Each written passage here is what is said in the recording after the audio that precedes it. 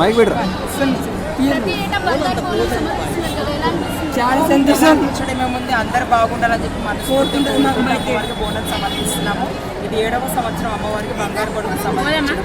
అలాగే మా ఉమ్మడి దేవుల కమిటీ తరపు నుంచి ఇది 2వ బోనం.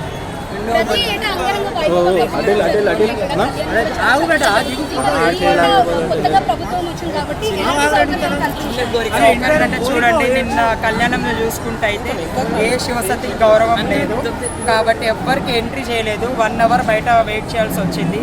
వెహికల్స్ కూడా మాకు ఎంట్రీ చేయనివ్వలేదు. సీనియర్స్ ఉన్న వాళ్ళని గుర్తించి లోపలికి పంపేయాలని చెప్పి గవర్నమెంట్ కోరుకుంటున్నాము. ఎండోమెంట్ డిపార్ట్మెంట్ కూడా ఏం పట్టించుకోలేదు. చాలా బాధాకరమైన విషయం. లాస్ట్ టైం కూడా ఇలా ఒకటి జరిగింది కదా, సో ఈసారి కూడా అలా జరిగింది. లాస్ట్ టైం జరగలేదు, అంతకుముందు జరిగింది కాబట్టి వాళ్ళు కేర్ తీసుకున్నారు.